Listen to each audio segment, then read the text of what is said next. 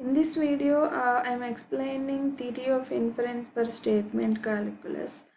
And first see what is this theory of inference and what is the use of this inference theory. So the main aim of this inference theory is to prove some set of statements are true or false. That means there are some conclusions are derived from the set of given premises. So by using that conclusion, whether we say that the set of given statements are true or false. So and the definition of it is, if a conclusion is derived from a set of premises by using the accepted rules of reasoning, then such process of derivation is called as deduction or a formula proof, and the argument is called as the valid argument, and the conclusion is called a valid conclusion. So if you didn't get the valid conclusion, then the given arguments are invalid arguments. And we have one more definition for this theory of inference. So for example, here we have some set of given premises. Those are H1, H2 and so on H1. Then we have, by considering all these set of premises, we have to conclude C. So we have to consider definitely all the premises. That's why we find out H1 and H2 and so on and HM. So and why we are using and here is, you must consider all the premises to derive the conclusion C. So if you can derive the conclusion C from all set of premises, then the given set of premises are valid one. So this we have to prove here. To determine whether the conclusion follows from the given premises, here again as usual we can prove that by using truth table, or we can prove that by using without truth table. So here we will see how to prove the given set of premises are valid or not by using truth table, and how to prove the given set of premises are not valid or not by using without truth table. First we will see how to prove by using truth table. So how to prove this is, here some set of given premises are given and conclusion also given. Suppose let P1, P2 and so on Pn be the all atomic variables appear in the premises H1 and H2 and so on Hm, and the conclusion is C. So for that, for all possible combination truth values of P1, P2 and so on Pn, the truth values of H1 and H2 and Hm and C are entered in a table. Then what we have to see here is, check for each row where H1 and H2 and so on Hm have the truth values true. So first construct the truth table for all the given premises and also to the conclusion, and check in which row all the premises has the truth value 2. To that particular row, conclusion also must be true. Then we can say that the given premises are concluded by the conclusion C. So let's see example. Determine whether the conclusion C follows logically from the premises H1 and H2, and H1 premises is P condition Q and H2 is P and the conclusion is Q. So we have to check P condition Q, P follows Q or not. So first construct the truth table for H1, H2 and conclusion C. So as conclusion C is a single atomic variable, directly you can take P, Q and construct P condition Q. So these three column covers two premises H1 and H2 and conclusion.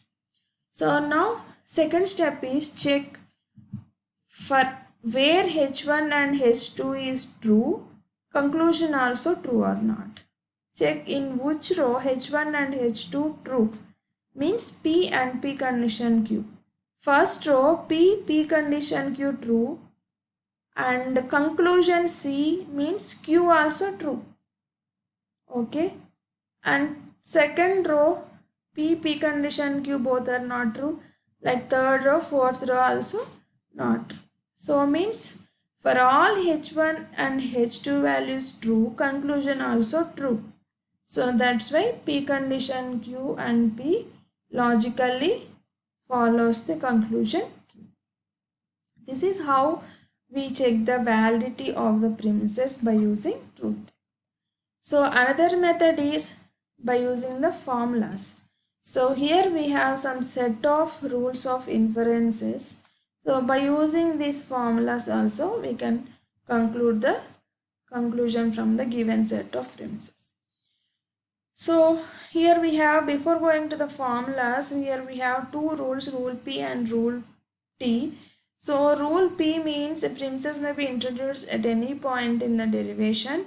Premises means given one can be taken at any point of the derivation, and rule T means a formula. Here we have some set of formulas. These formulas can be used at any point of the problem solving. So if you take the given premises, then we call that as rule P. If we use any formula, then we call that as rule T. Here we have some set of formulas. P and Q means follows P. P and Q follows Q also. P follows P or Q and so on. So let's see some examples on how to solve this theory of inference problems. First example is demonstrate that R is a valid inference from the premises P condition, Q condition, R and P. So these three are the premises and we have to conclude R. So here we won't take all the premises at a time. We take one or two premises one by one and apply the given rules. Then try to conclude the conclusion R.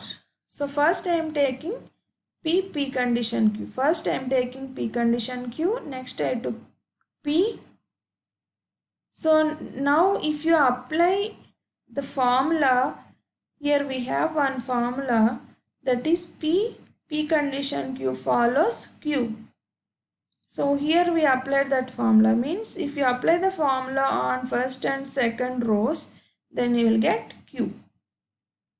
Now I am taking the next third premises, given premises, that is Q condition R. Again, if you apply the same formula on third and fourth row, it is in P and P condition Q form. Then you will get Q. Q means R. So here we used all the premises and by applying the formulas we derived R. So R is the required conclusion and we derived. So clearly we can say that R is a valid inference from the set of given premises.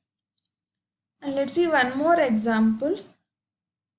Show that S or R is a tautologically implied by P or Q and P condition R and Q condition S. So here these, don't be confused, here AND is nothing but three premises are given, are connected by AND only. So I mean three given premises, P or Q, P condition R and Q condition S. So first we are taking P condition P or Q. So this P or Q you can write it as not P condition Q by using some equivalence formula. P condition Q is equal to not P or Q. So now let's take the next premises, given premises Q condition S. Now if you apply the formula P condition Q, Q condition R means P condition R. So if you apply the formula between the second and third row, you will get not P condition S. Again P condition Q is equal to not Q condition not P. So if you apply that formula on fourth row, you will get not S condition P. Now take the another given premises, large premises P condition R. Again apply the formula P condition Q and Q condition R means P condition R means you will get not S condition R. Now apply the condition formula P condition Q is equal to not P or Q, then you will get S or R. So which is the required conclusion we want in the given problem statement. So clearly prove that S or R is a tautologically implied by the given premises P or Q, P condition R and Q condition S.